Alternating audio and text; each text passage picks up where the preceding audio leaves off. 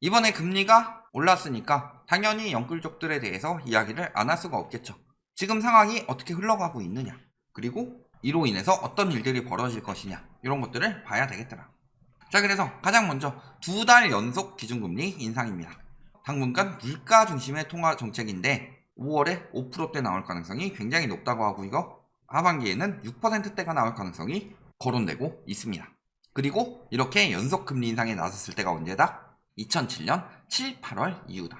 지금이야 미친 듯한 똘똘한 채 여론 때문에 그런데요, 저희가 2008년 9월부터 본격적인 하락이라고 이야기를 했는데, 그 이전에 강남권 같은 경우 예전에는 이렇게 전국적으로 끼지 않았었죠, 거품이. 그때는 버블7을 중심으로 꼈다가 나중에 퍼져나간 거였죠. 그런데 버블7 같이 거품이 많이 낀 지역들, 특히 강남권 같은 경우는 거의 2006년부터 하락세가 나타나기 시작했다. 그러니까 연속 금리 인상이 나오고 있으면은 이론상으로는 원래는 강남은 떨어지고 있어야 된다. 그런데 지금 부동산 심리는요, 과거 일본의 부동산 버블 때보다 더 강력한 심리가 뒷받침되고 있기 때문에 버티고 있는 건데, 문제는 그 여력이 없더라. 자, 6억 대출 받았는데 이자만 340만원이. 뭘로 어떻게 사죠? 집을? 6억 대출 받아서 집 사기도 굉장히 힘들어요. 웬만한 집은. 특히 똘똘한 채는 엄두도 못 내죠. 그런데 이자 월 340만원인데요. 솔직히 지금 2030들 많이 산다, 혹은 40까지도 가봅시다. 월 340만원도 못 버는 사람도 많은데 340만원씩 이자 내가면서 버틸 수 있느냐? 그게 불가능한 거죠. 집 가진 사람은 버티기 힘들어지고, 그 다음에 집 안 가진 사람들은 살 수 있는 여력이 점점 더 줄어드는데 어떻게 집값이 오르느냐?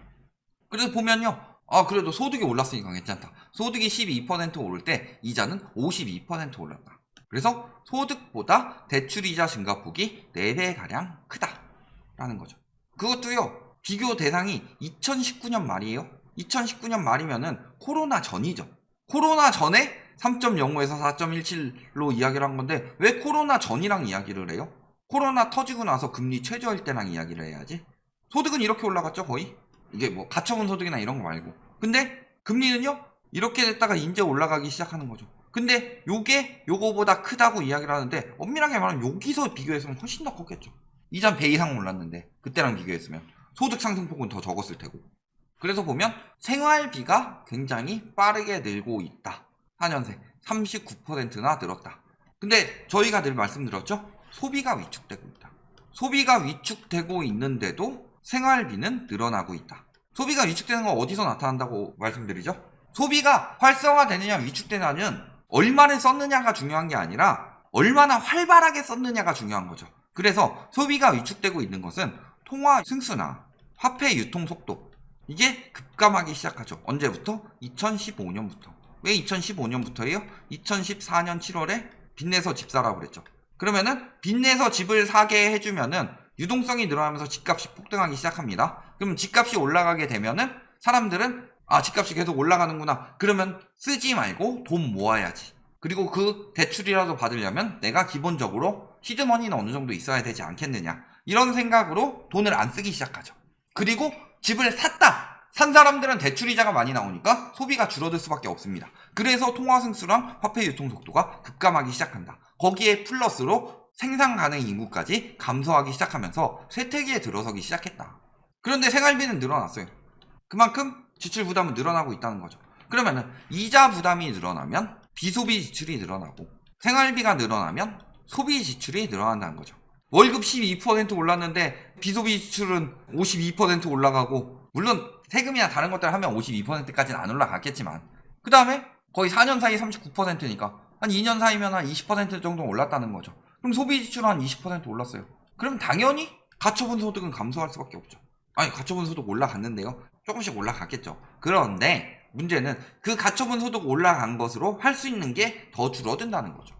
그리고 올해부터는 비소비 지출이 급증하기 시작했고, 소비 지출 역시도 급증하기 시작했죠. 물가 상승이랑 금리 상승이 올해 집중되어 있죠. 작년 말부터. 그렇다는 것은 지금부터는 본격적으로 가처분 소득 감소가 시작이 된다. 소득이 많이 오른다고 하더라도, 소득 상승발 인플레이션이 나타난다고 하더라도 그만큼 그 이상의 문제가 생겨나게 된다. 그리고 그 물가는 수개월간 5%대를 유지할 것이다. 그러면서 지금 4월에 금리 인상할 때 5월 금리 인상 이야기를 했었죠. 근데 5월 금리 인상 앞두고서 5, 7월 금리 인상 이야기가 많이 나왔죠. 근데 5월 금리 인상을 하고 나니까 이제 무슨 이야기가 나와요? 7, 8월 금리 인상이 나온다. 미 연준처럼 지표들이 확 나오는 거 그 정도까지는 아니더라도 우리나라도 계속 점점 더 매파적으로 변해가고 있다는 것들이 기사만 봐도 답이 나오더라. 그래서 추가 인상은 6월 연준 금리 인상 여부. 이거는 빅스텝 거의 100%죠. 코로나에 이어서 입으로 나와 뭐 이런 걸로 2차 뭐 바이러스가 터져서 어쩔 수 없이 금리를 동결할 수밖에 없는 경우가 아니라면 6월, 7월 금리 인상은 거의 확정되었다. 빅스텝으로. 그리고 경기 침체 걱정보다 물가 잡는 게 더 중요하다고 그랬습니다. 이게 물가가 오르면요 대부분의 국민이 고통을 받는다. 근데요 금리가 오르면요 차주들만 고통을 받는 거죠. 이 차주들의 대부분이 먹고 살기 힘들어 죽겠다. 물론 이런 자영업자들 있죠. 그런 자영업자들에 대해서는 유예 조치가 들어가고 있죠. 나머지 차주들에 대해서는 이거 다 투자하려고 B2 영끌하려고 난리친 사람들까지 이 사람들 챙기기 위해서 모든 국민이 고통받게 해야 된다? 아니죠. 그리고 인플레이션이 장기화되면 굉장히 위험합니다. 인플레이션 장기화되는 걸 조금만 방치했다가는 고인플레이션 갔다가 나라의 경쟁력이 떨어지고 신뢰가 떨어지게 되면은 하이퍼 인플레이션까지도 갈 수가 있다.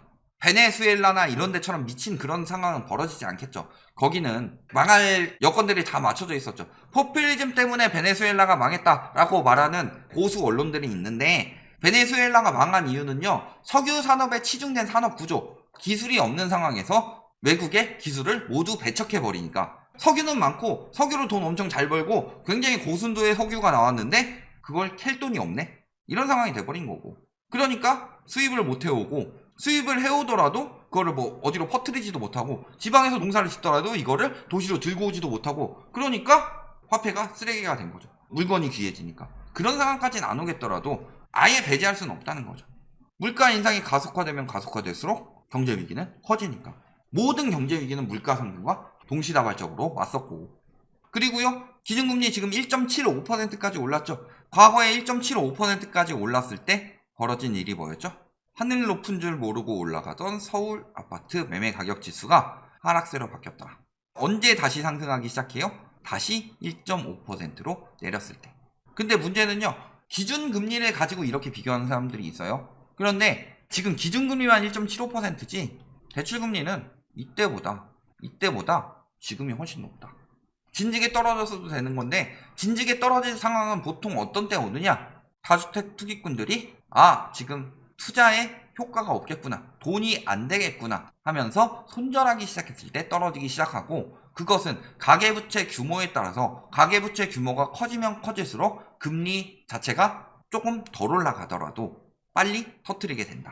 예를 들어서 과거 글로벌 금융위기 때는 5억 대출이라면 지금은 10억 대출입니다. 2배 이상 올랐죠? 많이 봐준 거예요. 그래도 그랬을 때 요때 세게 잡아서 8%라고 갑시다. 5억에 8% 4천이죠. 근데 10억에 연 4천이 나오려면 4%만 내도 연 4천이다. 그러니까 원금이 커지면 금리가 낮아도 부담이 똑같아진다. 근데 문제는요, 여기서 1% 올리면 9%가 되죠? 그러면은 연 4,500이 되죠. 근데 여기서 1% 오르면 5%가 되죠? 바로 연 5천이 됩니다. 2배의 효과가 있다는 거예요. 금리 조금만 올려도. 그러니까 글로벌 금융위기 때 한 7, 8%는 돼야 떨어졌다. 지금은 4%만 되면 떨어진다는 이야기예요. 그런데 지금 금리가 어쩌죠? 3월 기준으로 가계대출의 평균 금리는 3.98%가 나왔다. 근데 4월에 뭐 있죠? 기준금리 인상. 5월에 기준금리 인상했죠. 당연히 이미 4%는 넘어섰다. 그런데도 그때만큼 금리가 높지 않기 때문에 안 떨어진다. 이런 말하는 인간들은 이 새끼한테 입만 벌리면 거짓말이 자동으로 나와. 그런 인간들이죠. 그리고 1.75에서 끝나는 것도 아닙니다. 연말에 2% 중후반까지. 자, 올해 초만 하더라도 연말에 2% 이야기를 했어요. 그런데 한 4월쯤까지만 해도 2.5% 이야기가 나왔죠. 지금은 2.75% 이야기가 나오고 있다. 근데요, 이 말이 안 바뀔까요? 8월쯤에는 3% 이상 나올 수도 있습니다. 언급하는 게. 왜? 미국에서 6, 7월은 빅스텝 확정이고 8월까지도 할 수도 있다는 여론이 많이 나오고 있기 때문에. 그러면요, 우리나라는 적어도 7, 8월의 금리 인상은 거의 됐다고 봐야 됩니다. 그러면은 그때는 2.25%이죠? 그러면은 주담대 금리는 4.5% 정도까지는 올라갈 거다. 못 올라가도. 주담대 금리에 전세자금 대출 금리도 포함되어 있죠? 그런데 8월에 전세대라뇨? 이걸 뭐하러 들고 다니니 그럼? 그냥 임대차 3법. 규제가 그렇게 강력했으면은 규제가 완화되면 똑같은 이야기가 나오든가. 임대차법 시행되면서 매물이 줄어서 올랐으면은 임대차법 갱신될 땐 매물이 늘어서 떨어진다는 이야기를 하든가, 뭘 하든 오른다는 쪽으로 그냥 대가리가 거기로만 쏠려 있으니까 똑같은 이야기가 나오는데, 그럴 거면 이걸 뭐하러 들고 다니냐. 그냥 부동산 불패 뭐해도 오릅니다. 뭐해도 오릅니다. 결국은 오릅니다. A로 가도 오르고 마이너스 A로 가도 오릅니다. 그리고 중립보다 낮은 건 분명하다고 하는데, 금리 중립이 뭐예요? 지금 실질금리가 마이너스죠. 실질금리가 마이너스니까 당연히 중립보다 낮은 거죠. 물가가 4.5% 올라간대요. 그런데 지금 대출금리가 4%예요. 대출금리가 4%면 예금금리 2에서 3%죠. 당연히 마이너스 금리인데 그럼. 근데 지금 물가가 4.5%인데 대출금리 4%도 감당 못해가지고 죽겠다 소리가 나오고 있어요. 근데 대출금리 4% 넘어가기 시작하면은 부자들은 집을 안 삽니다. 그리고 가계부채는 훨씬 커졌죠. 지금 1800조죠? 글로벌 금융위기 때 얼마예요? 800조 정도였죠. 800조일 때 7, 8%에서 떨어졌어요? 1800조면은 2배가 넘어가는데 4%도 안 돼서 원래 떨어진 게 맞다. 이런 식으로 분석해주는 사람이 어딨냐. 그냥 이때 7, 8%였으니까 지금도 7, 8%. 7, 8% 무세예요. 모든 경제는 성장하면 성장할수록 국가 부채가 커지기 마련이고 성장률은 떨어지기 때문에 당연히 금리는 낮아질 수밖에 없죠. 성장기 때에 비해서. 그러니까 성장기 때랑 성인이 됐을 때랑은 다르죠. 고등학교 때 달리기 하다가 넘어져서 팔이 부러졌어요. 아, 전치 2주야. 그러면은 성인이 돼서 나이가 50을 먹든 60을 먹든 70을 먹든 팔 부러지면 똑같이 전치 2주예요? 사람의 회복력에 따라서 진단이 달라지듯이 경제도 경제 상황에 따라서 경제가 어떻게 바뀌어갔는지, 그리고 전례들이 있잖아요. 우리나라보다 선진국들이 먼저 진입한 나라들이 있고, 그런 전례들을 봤을 때 어떻게 회복이 되는지, 그리고 우리나라랑 차이점도 봐야 되고, 그런 것들을 보지 않고 그렇게 단순하게 보면요, 맨날 언론에선 집값은 고차 방정식 하면서 뭔가 되게 어렵게 이야기를 하는데, 막상 전문가란 작자들이나 언론에서 이야기하는 것들은 하나만 보고서 나머지 요소들을 고려하지 않는다. 집값은 고차 방정식이라면서요. 무식한 사람들이 신념을 가지면 그만큼 무섭다는 이야기가 괜히 나오는 게 아니다. 무식하든가 아니면 사기꾼이든가. 그리고 드디어 심리도 또 꺾였어요. 5월 소비자 심리지수에서 3포인트 하락했다. 언제부터요? 대선 앞두고 3월부터 3월 4월에 올라갔는데 다시 떨어지기 시작했다. 2달 천하했다. 2달 천하. 경제 상황이 안 받쳐주는데 아무리 윤석열 대통령이 와가지고 규제 완화해주고 뭐 다 해봐라 되냐. 그래서 지금 이자는 늘고 집값은 떨어지고, 똘똘한 채 계속 이야기를 하는데요, 똘똘한 채는 못 삽니다. 이들이 아무리 심리를 부추겨도요, 똘똘한 채 못 사요. 지금 똘똘한 채라고 하는 곳들은 찐부자들만 살 수 있죠. 근데 그 찐부자들이 지금 사겠냐. 그러니까 간혹 가다가 거래되는 그런 것들만 나오죠. 부가 집중돼서 나 돈 많으니까 플렉스, 나 이번에 코인으로 하락장 전에 벌었어 플렉스, 뭐 이런 경우 제외하고는 되느냐. 그러니까 아무리 부추겨도 진짜로 연끌한 사람들, 그리고 다주택자들, 주택으로만 돈 벌려는 사람들, 이 사람들은 지금 집값 뚝뚝 떨어지고 이자 쭉쭉 올라가면서 전세가 떨어지고, 그래서 지금 상황이 장난이 아니다. 어떻게든 유리한 것만 보도하니까 그게 가려져서 안 보이는 거고, 아, 나도 힘들지만 보도하는 거 보면 집값이 오른다고 이야기하니까 무주택자들은 더 힘들겠지? 라는 생각으로 버티고 있는데, 주변만 둘러봐라. 주변 집 산 사람들 만나서 이야기해봐라. 영끌에서 집 산 사람들, 혹은 집값 계속 오른다고 해가지고 풍선효과 갭투기 들어간 사람들 만나가지고 좀 이야기들 좀 해봐라. 지금 상황이 어떤지. 인터넷에서 허세 부리는 카페 해가지고 뭐 무조건 오른다, 난 개이득 봤다, 이런 사람들 말 믿지 말고. 그 사람들은 당신들한테 진실을 이야기해주지 않는다. 왜? 본인이 먼저 팔고 빠져야 되니까. 결론, 앞으로 더 안 팔리고 더 내놓는다. 이게 수요 부족, 공급 과잉이다. 공급 부족이라고 아무리 떠들어봤자. 그리고 심리가 꺾이고 있다. 다만 지금은 심리가 아직 안 꺾인 거예요. 조금 꺾였을 뿐이지 심리는 아직도 불패, 오른다, 이런 심리들이 넘쳐난다. 그런데도 불구하고 더 안 팔리고 더 내놓는 이유는 뭐예요? 못 버텨서 내놓고 못 사서 안 팔리는 거예요. 안 사서가 아니라. 그러면은 요게 가속화되면 가속화될수록 심리마저도 완벽히 꺾이게 되는 순간, 그때는 지금처럼 오른 가격만큼 안 떨어져요 이런 게 아니라 생각지도 못했던 대폭락이 벌어지고, 그 이후에 정상화가 될 때가 있다. 그 정상화가 됐을 때 내 집 마련을 하는 것이 나의 인생과 자산을 지키는 가장 좋은 길이다. 여기까지 말씀드리겠습니다.